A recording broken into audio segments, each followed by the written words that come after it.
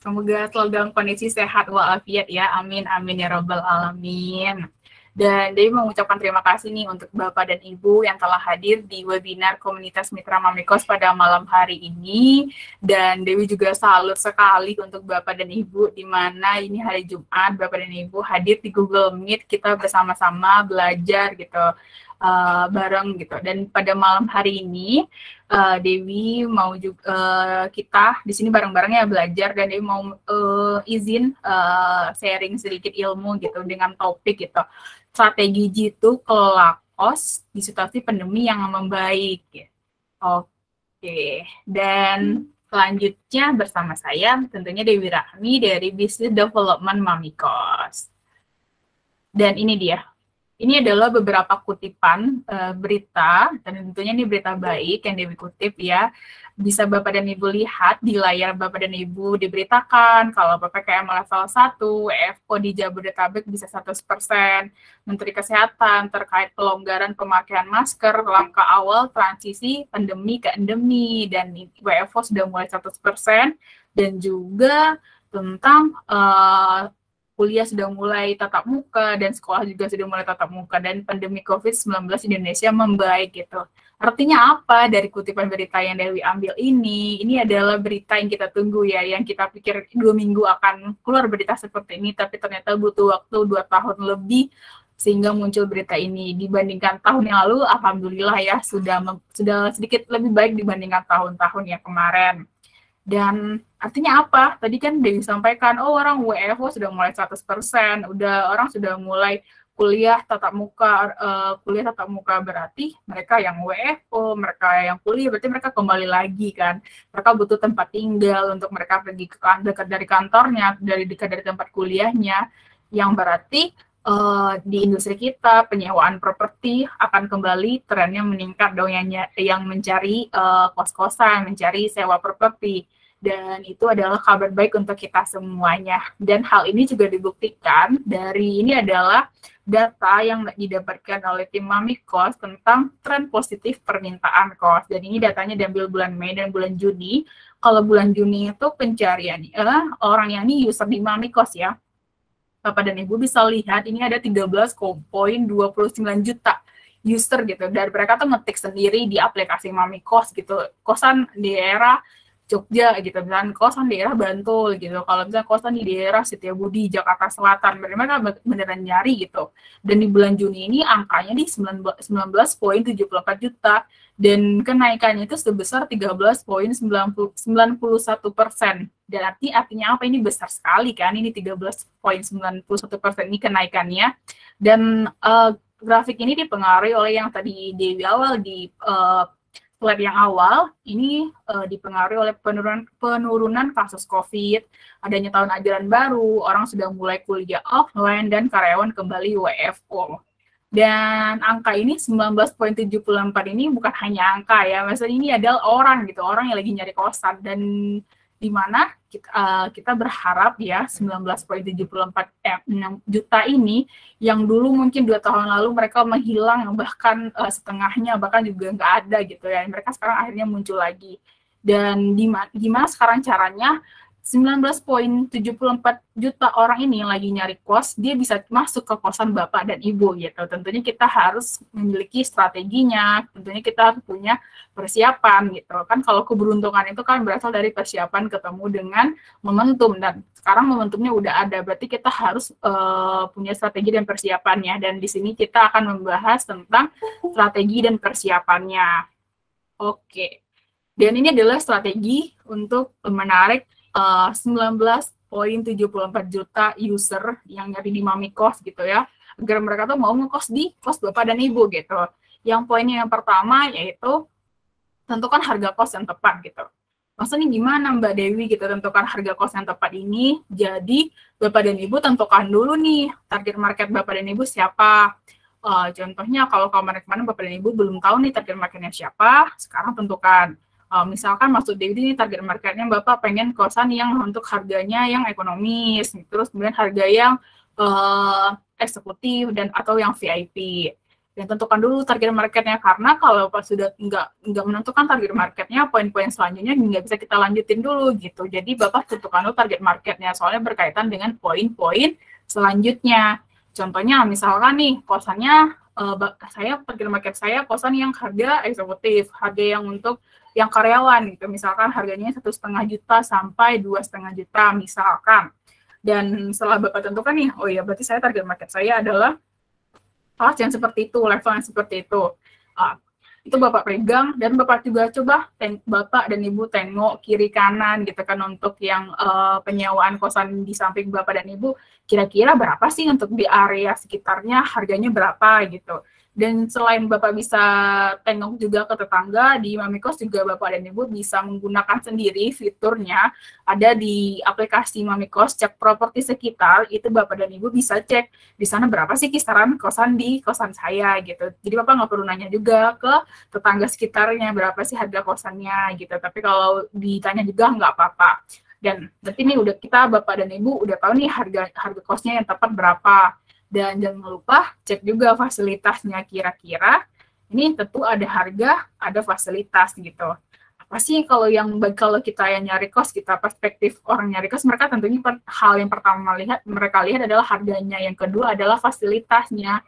Kira-kira tadi misalkan Bapak Budi dia punya kosan di daerah Setiabudi Jakarta Selatan dengan target marketnya harga 1,5 sampai 2 juta, 2,5 juta targetnya karyawan. Dan mereka kira-kira setelah Bapak cek nih, ternyata fasilitas yang wajib ada dengan harga kos segitu apa aja ya gitu.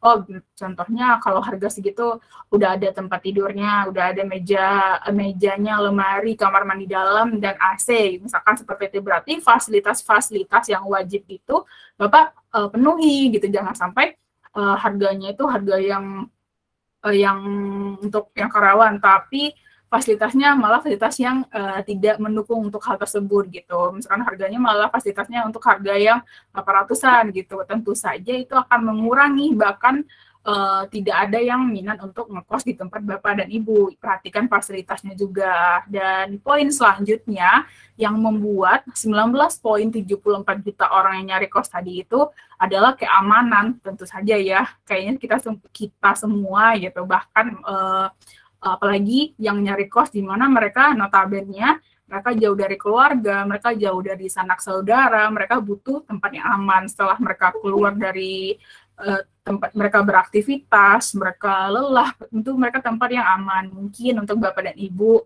yang kosannya kemarin belum ada penjaga kosannya, sekarang coba dicek itu penjaga kosannya. Ada penjaga kosan yang amanah juga nggak? Kalau sudah ada, coba dicek juga. Dan gitu yang ramah juga nggak ke anak-anak kosannya, itu juga perlu dicek. Oh, ternyata juga sekarang selain dari penjaga kosan, ya kita sudah dibantu dengan adanya teknologi CCTV. Bapak dan Ibu juga bisa memasang CCTV untuk menjaga keamanan di kos Bapak dan Ibu gitu. Oh, ternyata juga Bapak dan Ibu juga memungkinkan juga kosannya yang VIP gitu kan. Kalau ada satpam gitu ya, nggak apa-apa diberikan layanan seperti satpam. Tentu saja yang mau ngekos semakin merasa aman ngekos di tempat Bapak dan Ibu. Dan poin yang nggak kalah pentingnya yaitu kenyamanan lingkungan gitu. Tentu saja kalau kita udah nyaman, mereka tuh betah gitu. Ini untuk jangka panjangnya juga, dan ini untuk first impression juga. Kalau mereka kan orang nyari kos, berarti kan mereka lihat dulu nih harganya, cek fasilitasnya, keamanan, itu mereka survei kan. Wih, kosnya juga nyaman lah. Kalau anak sekarang istilahnya cozy ya, kosnya cozy banget ya, gue cocok banget ngekos di sini, itu istilahnya anak-anak sekarang. Dan Bapak perhatikan kenyamanannya, maksudnya kenyamanan di sini, kebersihannya gimana, kerapihannya gimana di sana, jangan sampai semuanya tuh acak kaduk gitu, apa sih namanya, berserakan lah di kosannya. Coba diperhatikan hal-hal seperti itu. Tentunya kalau nyaman mereka tuh betah ngekos di tempat Bapak. Dan poin terakhir yaitu untuk strategi yang menarik buat calon penyewa itu agar mau ngekos di tempat Bapak dan Ibu adalah kondisi bangunan kos gitu. Maksudnya gimana kondisi bangunan kos ini? Ini kondisi bangunan kos ini bukan yang harus serta-merta kosannya tuh yang baru, yang megah, yang furniturnya tuh yang mewah, enggak seperti itu. Tapi maksudnya kondisi bangunan kos ini yang terawat ya. Jadi Bapak dan Ibu, misalkan ada kerusakan nih selama kemarin nggak ada penghuni kos gitu, ternyata ada kosannya tuh ada yang catnya udah luntur, udah enggak warnanya udah pudar gitu kan, coba diperbaiki catnya. Ternyata selama kemarin ada yang bocor gitu kan, kamar kosnya coba diperbaiki. Ini juga selain untuk bapak dan ibu, ini juga untuk penyewa juga, mereka akan nyaman tinggal di kos bapak dan ibu. Dan kalau untuk bapak dan ibu, kalau kosnya yang dijaga di maintenance itu akan menghemat budget untuk di masa depan gitu. Misalkan nih ada kebocoran untuk bapak dan ibu tapi dibiarkan begitu saja, awalnya kan bocornya cuma sedikit, tapi lama-lama dibiarkan makin besar bocornya, dan tentunya saja kalau semakin besar bocornya, biaya yang akan dikeluarkan juga semakin besar. Jadi itu juga harus diperhatikan. Dan ini adalah poin-poin di mana caranya kita menarik para pencari kos mau ngekos di kosan bapak dan ibu. Dan selanjutnya, ini apa ini? Inovasi dan evaluasi. Tadi kan udah ada nih poin-poinnya, 1-5, harga, fasilitas, keamanan, kenyamanan, dan kondisi bangunan kos. Sekarang ini apalagi nih Mbak Dewi, inovasi dan evaluasi gitu. Maksud Dewi di sini adalah kita harus tetap berinovasi dan berevaluasi ya, karena perkembangan zaman gitu, karena ini bukan di zaman 2 tahun yang lalu, sebelum pandemi, ataupun pandemi. Sekarang kita udah menuju ke arah pandemi yang membaik atau endemi gitu. Hal yang harus kita terus berinovasi. Poin pertama yang bisa Dewi sampaikan, Dewi sharingkan adalah pahami kebutuhan penyewa saat ini. Nah, Dewi sampaikan tadi kan kalau kita sekarang udah di situasi pandemi menuju baik.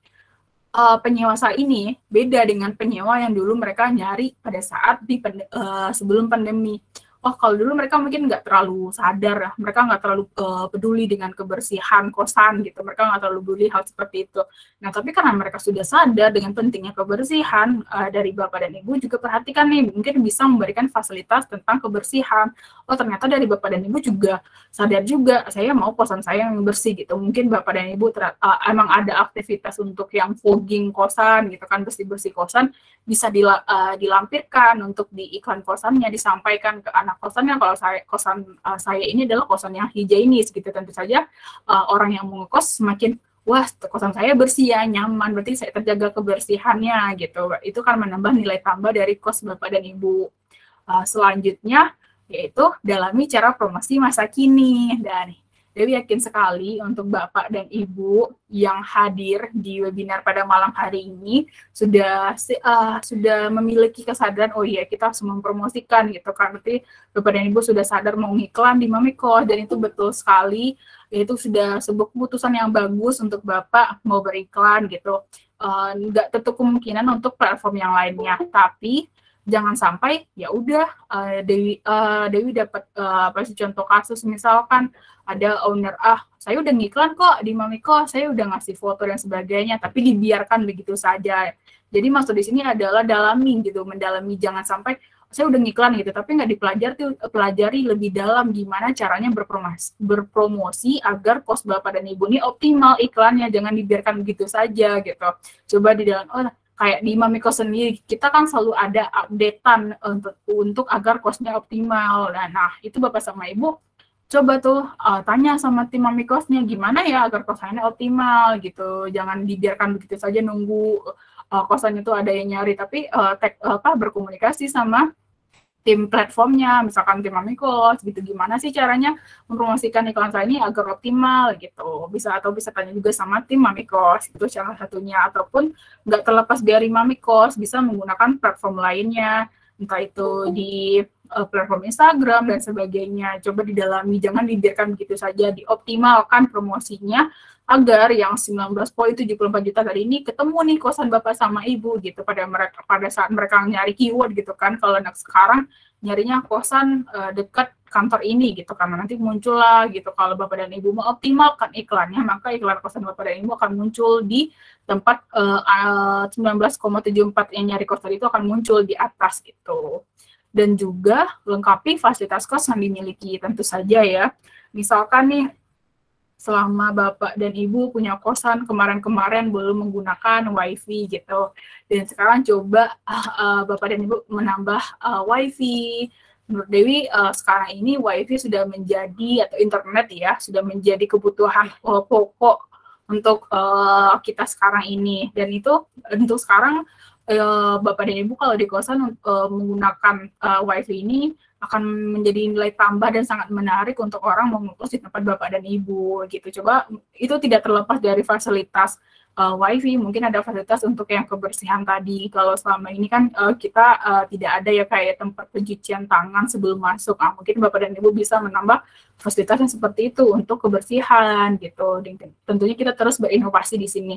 Jadi poin-poin ini tidak menutup kemungkinan untuk poin-poin yang selanjutnya, tapi pada malam hari ini adalah poin-poin yang bisa Dewi sharingkan untuk terkait inovasi ya untuk Bapak dan Ibu. Dan setelah kita berinovasi, nah kita perlu juga nih berevaluasi untuk yang 2 tahun lebih kurang ini kita di pandemi, maksudnya gimana nih gitu. Mbak Dewi, kan sekarang udah banyak nih yang nyari kosan, saya udah melakukan poin 1, 2, 3, 4, 5, dan saya juga udah berinovasi, tapi kok saya kosan saya masih belum terisi ya, belum terpenuhi gitu. Nah, mari kita evaluasi bareng-bareng di sini, kenapa ya gitu kan. Pertama gitu, sudahkah Bapak dan Ibu memberikan pelayanan yang prima? Kan suka banget tuh gitu kalau ada yang nanya di platformnya, entah itu di Mamikos ataupun nanya langsung untuk ke Bapak dan Ibu, ada yang nanya jawabannya yang judes gitu kan, ada iya gitu kan. Sama halnya dengan Bapak dan Ibu, kita belanja gitu kan, orang yang nyari kos adalah customer kita, pelanggan kita, jadi kita usahakanlah untuk menjawabnya dengan ramah gitu.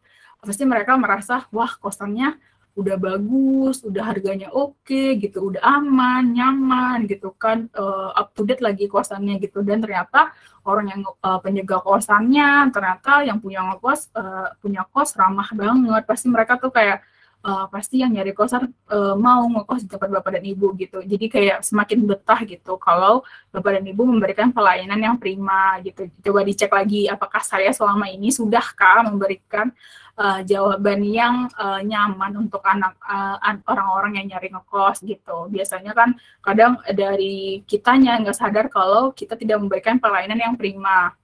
Oke, selanjutnya poin selanjutnya adalah sudahkah Bapak sama Ibu memanage keuangan kos dengan baik gitu kan? Di sini gimana nih keuangan kos Bapak dan Ibu gitu selama 2 tahun pandemi? Mungkin Bapak dan Ibu tersadar, oh ternyata saya selama ini tidak terlalu betul dalam manajemen keuangannya.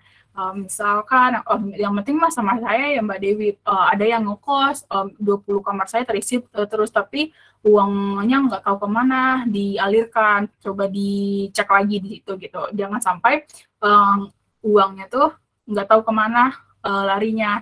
Dan sekarang coba dibudgetkan gitu. Jadi ini masuk ke poin selanjutnya juga, ini terkait dengan poin selanjutnya. Jadi misalkan kalau Bapak dan Ibu sudah sadar dengan, oh ternyata kosan saya manajemen keuangannya tidak benar, berarti kalau gitu dilakukan manajemen keuangan. Jadi misalkan pemasukan kotornya itu ada sekitar 50 juta, dan coba dihitung manajemen keuangannya, ternyata berapa sih kebutuhan operasional kosan saya untuk bersih-bersihnya, untuk penjaga kosnya, dan lainnya dikurangin juga. Dan jangan lupa untuk dibudgetkan juga untuk maintenance bangunan kos gitu dengan ideal. Maksudnya di sini jangan sampai di maintenance ini Bapak sama Ibu ditiadakan begitu gitu, tapi memang harus diadakan. Mungkin itu akan ada biaya sekarang, tapi itu membuat jangka panjang. Jadi membuat awet bangunan kos Bapak dan Ibu ini. Jadi yang kayak sempat di awal Dewi bahas, jadi kalau misalkan terjadi kerusakan, jadi kalau di maintenance terus, dia akan biayanya tidak besar. Sama halnya dengan kita ada punya kendaraan gitu, servis. Nah sama halnya dengan ini, kita harus membudgetkan untuk bangunan kos Bapak dan Ibu, untuk jangka panjangnya juga, dan untuk membuat penghuni kosnya juga nyaman, dan ini membuat branding kos kita juga nyaman gitu. Kadang ya, ada sebenarnya kosannya oke gitu, tapi karena dia tidak di maintenance, jadi harga jualnya tidak bagus gitu. Padahal dengan lokasinya, dengan luas ruangannya gitu, tapi karena nggak pernah di maintenance, jadi kosannya itu seperti suram, tidak hidup. Jadi kan nilai jualnya tidak tinggi. Tapi kalau di maintenance terus bangunan kosnya, nilai jualnya tetap up to date dengan kondisi sekarang. Seperti itu. Jangan lupa ya, jadi jangan sampai nanti di masa depan, ih ada rusak ini, tapi nggak tahu uangnya pakai uang mana, uang apa, karena nggak di manajemen keuangannya. Tapi intinya, disarankan intinya ada uang masuk nanti dikurangin budget untuk operasional berapa, budget untuk bangunan kos berapa, dan selanjutnya budget untuk iklan, budget untuk pemasaran, promosi, itu juga perlu dibudgetkan. Jangan sampai saya pengen optimal gitu, tapi saya nggak mau ada budget, nggak bisa. Kalau sekarang memang Bapak dan Ibu harus ada budget untuk beriklannya, seperti itu. Apalagi memang ada kebutuhan kos yang kosong, seperti itu. Dibudgetkanlah iklannya berapa dari yang laba bersih tadi, seperti itu. Kemudian tetap menerapkan prokes di lingkungan kosan. Ya kan, kalau sekarang walaupun situasinya sudah membaik, jangan lupa Bapak dan Ibu menerapkan prokes di lingkungan kos, tetap hand sanitizer, mencuci tangan, seperti itu. Dan juga menjaga hubungan baik dengan anak kos. Ini terlepas juga seperti yang poin pertama, kalau Bapak dan Ibu memberikan hubungan baik, kan berarti anak-anaknya betah. Dan juga selain mereka betah, mereka pasti akan membantu memasarkan secara nggak langsung kos yang Bapak dan Ibu miliki. Misalkan nih Dewi mau kos di kos yang Bapak tadi di Setiabudi, Jakarta Selatan. Wah, kosannya nyaman banget gitu kan, harganya juga oke gitu. Terus dia juga terus berinovasi, kosannya up to date gitu. Tapi dia pasti mau menyarankan tuh, misalkan kalau ada sanak saudara yang mau ngekos di area tersebut, ada adik kelas, ada tingkat, pasti dia bisa sarankan seperti itu. Secara nggak langsung itu akan memasarkan kos Bapak dan Ibu jangka panjangnya. Jadi Bapak dan Ibu jaga hubungan baik dengan anak kos. Kemudian jangan lupa untuk memanfaatkan teknologi dan maksimalkan penggunaannya untuk beriklan dan membangun branding citra kos Bapak dan Ibu. Jadi kan sekarang udah zamannya serba teknologi ya. Jadi Bapak sama Ibu tuh bisa tuh dengan platform Mamikos, platform yang di luar Mamikos, entah itu Instagram, Facebook, dan lainnya, Bapak bisa mengoptimalkan di sana untuk mengiklankan dan membangun branding citra kos Bapak dan Ibu. Misalkan Bapak dan Ibu pengen kosannya seperti apa. Oh, saya pengen kosan saya itu yang kosan yang cozy, yang nyaman, Mbak, gitu. Ya bangunlah citranya seperti itu gitu di platform yang ada, dengan fotonya, dengan lingkungannya, gitu, dengan brandingnya. Ini brandingnya untuk jangka panjang, walaupun efeknya jangka panjang, tapi ini akan sustainable. Jadi bisnis kosan Bapak dan Ibu ini akan berkelanjutan, tidak akan berhenti di zaman Bapak dan Ibu saja, seperti itu. Dan poin yang kita untuk berevaluasi, kita ciptakan keunggulan kos yang tidak dimiliki oleh kos lainnya. Jadi contohnya di sini adalah hal yang menarik, misalkan ya, Bapak dan Ibu biasanya tuh kan, Dewi menyebutnya ini kan hadiah tapi nggak dijanjikan gitu. Maksudnya kalau misalkan nih, tapi Bapak dan Ibu tidak menyebutkan akan memberikan fasilitas ini ke anak-anak kos gitu, tapi Bapak dan Ibu memberikan fasilitas itu. Contohnya memberikan fasilitas makan misalkan sekali dalam sebulan, ataupun makan-makan bareng sama anak kos gitu kan. Jadi pasti anak kosan, wah ibunya nyaman, baik banget, bapaknya baik banget, hal-hal seperti itu gitu. Jadi pasti akan menambah nilai tambah untuk kos dan bapak yang ibu miliki. Oke. Dan itulah poin gimana kita harus berinovasi dan berevaluasi ya. Dan poin-poin ini kembali lagi, ini tidak menutup kemungkinan untuk poin-poin selanjutnya. Ini yang untuk kita sharingkan pada malam hari ini ya. Oke. Dan ini adalah informasi untuk Bapak dan Ibu bagaimana bertransaksi lewat Mamikos. Kan tadi nih kita sudah melakukan strategi, kita sudah menyiapkan, kita sudah berinovasi, tentunya kita sudah mengevaluasi juga. Dan kita tentunya berharap kan ya, yang dimana 19,74 juta yang nyari kos itu, mereka ngekos di tempat Bapak dan Ibu gitu kan nih. Kita contohkan nih, ibaratnya mereka udah ketemu nih kosannya gitu kan. Tapi Bapak dan Ibu bingung nih gimana caranya transaksinya, saya udah nggak mau ribet-ribet lagi. Sekarang Bapak sama Ibu bisa bertransaksi lewat Mamikos gitu. Kenapa? Ini poin-poin yang disampaikan, terima pengajuannya itu sewa cepat dan mudah, dan dapat mendeteksi penipuan, mudah mengamati laporan ke. Kembali lagi, tadi disampaikan, tadi kan contohnya, tadi kan kita sudah yang 19,74 juta orang yang nyari kosan tadi itu udah oke nih, terus Bapak sama Ibu pokoknya orang udah nyari terus udah ketemu gitu karena mereka udah nanya juga, udah chatan juga sama bapak dan ibu, tapi bapak sama ibu bingung cara transaksinya gimana gitu. Dan sekarang di Mamikos bisa, kenapa? Ini poin-poin yang disampaikan karena sekarang tuh di transaksi lewat Mamikos tuh pengajuan tuh gampang gitu, cepat dan mudah. Terus bapak sama ibu bisa mendeteksi penipuan, kan sekarang sering banget terjadi ya penipuan-penipuan untuk yang kosan. Kemudian juga mudah mengamati laporan keuangan, dan pencairan dana juga cepat, dan kemudahan mengelola tagihan. Nah, maksudnya ini nih, contohnya nih Bapak A tadi kosan Tete Budi, terus Dewi mau ngekos di sana, ya udah Dewi yang nyari, Dewi bisa ngajuin dalam waktu 5 menit, dan Bapak pun bisa menerima dalam waktu 5 menit kosannya dimanapun tanpa harus Bapak janji temu dulu gitu Bapak dan Ibu. Jadi udah bisa nerima nih, oh ini ada orang yang mau ngekos namanya Dewi, dia mau ngekos di kamar ini, jadi udah semuanya udah gampang gitu, udah gampang untuk pengajuannya, nggak perlu juga tuh Dewi dan Bapak mau ketemu di mana dulu Mbak, itu mau survei dulu atau gimana, tapi bisa langsung gitu. Dan juga mudah mengamati laporan keuangannya. Jadi misalkan tadi kan, oh Dewi udah oke nih mau ngekos di kosan Bapak Budi di Setiabudi itu, dia udah ada juga notif pembayaran. Nah, nanti itu juga ada nih di aplikasinya di Mamikos, ada laporan keuangannya, dimanapun bisa Bapak cek gitu. Dan kayak seperti ini contohnya kayak M-Banking, kalau Bapak dan Ibu punya, ini juga ada laporannya yang berupa format digital, jadi gampang banget gitu. Dan kemudian kemudahan kelola tagihan, kan ini sering banget ya kita gitu, bukan kita juga sungkan gitu, nggak enak nanya dagih untuk yang ngekos gitu. Di Mamikos ada reminder buat yang ngekos, buat jangan lupa pengingat membayar tagihan kosannya. Contohnya Dewi udah ngekos terus udah sebulan, nanti akan diingatkan lagi nih sama Mamikosnya, Mbak Dewi jangan lupa ya bayar kosannya di kosan Bapak Budi di Setiabudi gitu. Berarti kan Bapak Budi nggak perlu lagi tuh melakukan minta lagi sama Mbak Dewi untuk membayar kosannya, karena di Mamikos sudah ada, dan dari nanti yang sebagai anak kos akan membayarnya via Mamikos juga bisa seperti itu. Dan poin selanjutnya nih, deteksi penipuan.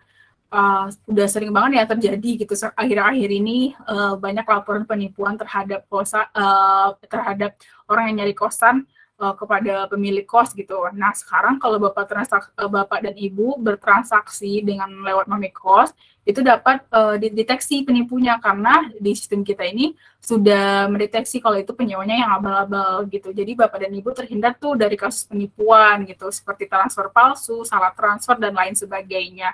Dan terakhirnya itu adalah pencairan dana cepat. Jadi kalau misalkan kayak tadi Dewi udah ngekos tuh, kapan tuh pasti pertanyaan, kapan Mbak Dewi dananya akan ditransfer ke owner itu akan ditransfer pada saat Dewi udah masuk ke kosan Bapak dan Ibu, dan ditransfer itu maksimal dalam waktu 1 kali 24 jam, dan uangnya akan diterima oleh Bapak Budi tadi yang punya kosan. Seperti itu transaksi kos lewat Mamikos. Dan sekian untuk gimana cara strategi kita untuk mengelola kos di situasi pandemi yang membaik.